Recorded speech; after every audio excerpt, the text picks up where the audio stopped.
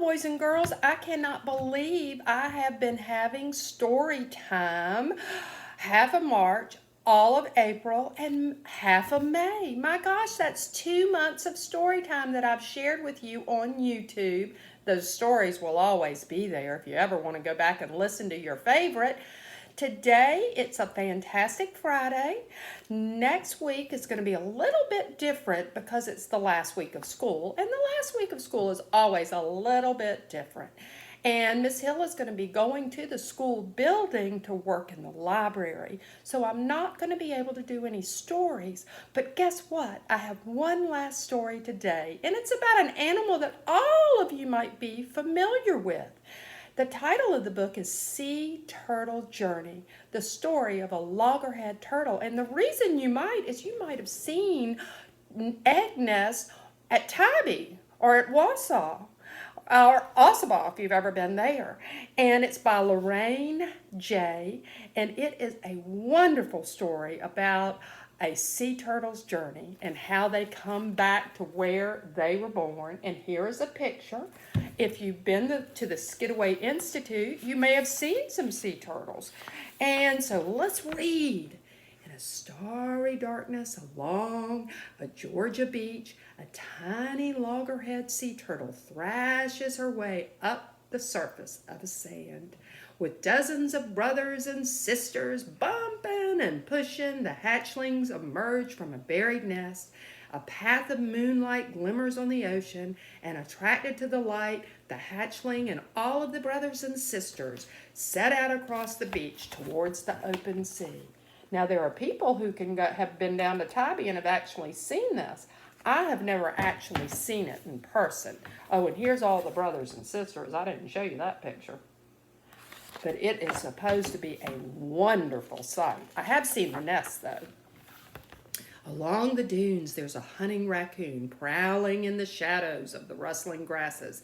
He snatches up some of the babies and they try to get away. Ghost crabs scurrying from their burrows capture some too, and they try to get away. Hatchling and a few others escape and dive into the rolling foam in a swimming frenzy that begins their journey to deeper waters. So there they are. They get born and they run out to the ocean.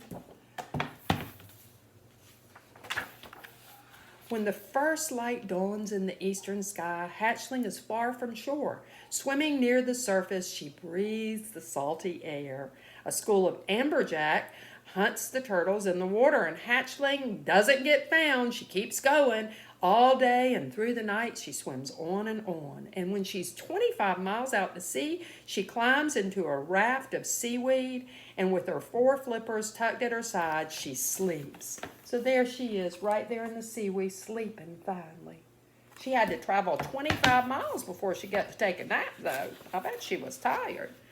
And then she makes a little noise. Scree! Oh, no, she wakes to a little noise. Scree! And then when she wakes up a lot, she knows it's gulls. And all around her, they're plucking their dinner from the water. And she sees they're coming after the seaweed. And she says, ooh, let me look and see. And she discovers little fishes and crabs and jellyfish. And she chomps a shrimp with her tiny jaw. Loggerhead hatchling eats her first meal. So she realizes that that seaweed is full of breakfast. Several years of pass, and Loggerhead has left the open ocean to forage in coastal waters. Her shell is 2 feet long. That's long.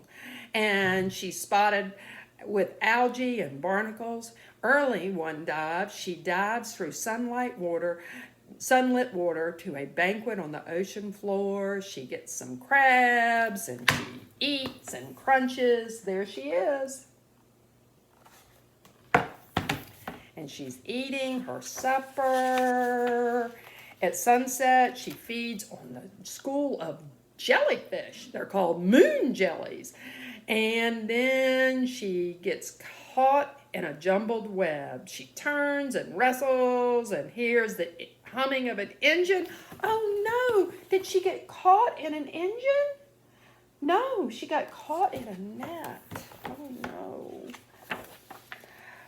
She's trapped, and with all her strength, she forces her mighty fore-flippers down, and the line breaks. Yay! And again she strains and she smacks the water, but the boat's getting closer. At last, the line loosens. She dives, and she misses the propeller. Thank goodness. She is safe. Loggerhead swims to the surface to catch a breath, and she sees some gulls, and they're drifting on the gentle waves. Night falls, and small ocean creatures shimmer in the water. Loggerhead dives below and sleeps in a sunken wreck. So she's sleeping and resting. Year after year, Loggerhead travels through the hundreds of miles of ocean water. As she grows, she explores coral reefs and warm lagoons. She's 300 pounds, and she swims with grace and ease. Late one spring, as if she knows an ancient secret, she begins a journey back to the beach where she was born. Mysteriously, she knows that she's supposed to do that. It's like in her brain, she knows. And she nears the beach, and she meets her husband, and the water's offshore, and they mate, and she chooses a moonlight night and waits for high tide, and she goes in, and she leaves her watery world, and she touches land. So there she is. She's going to pull herself up, and she's going to come and make a nest on a beach like Tybee. She has returned to lay her eggs in the familiar sand, but she's on alert because she wants to make sure that no intruder startles her, because if they do, she will turn back and wait to try again. But she goes towards the dune at high tide.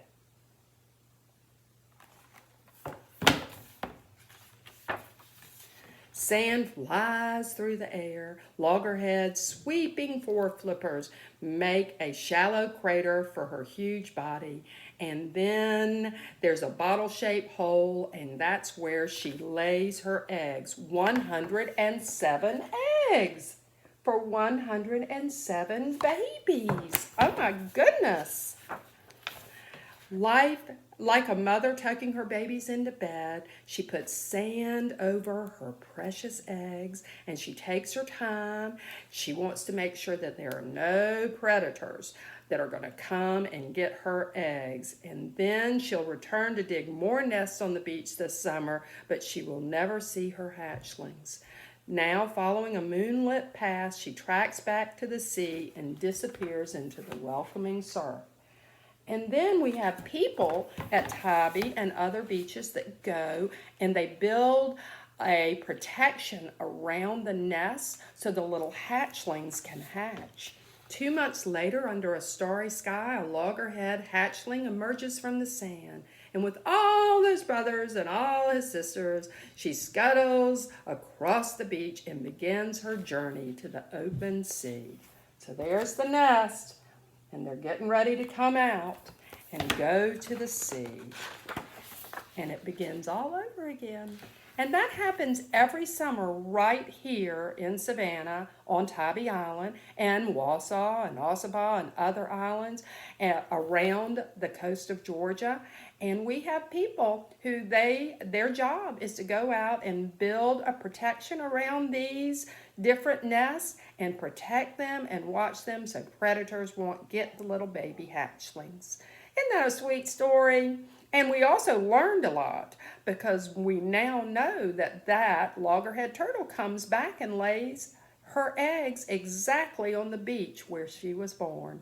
Listen, boys and girls, it has been a very different end of the year, but Miss Hill loves you. She misses you. I cannot wait to get back to the library so that we can have a wonderful time together and be together, and I am looking forward to it. I'm looking forward to seeing you. You take care. You have a wonderful time. Maybe you can learn to surf like Surfer Chick or Pete the Cat.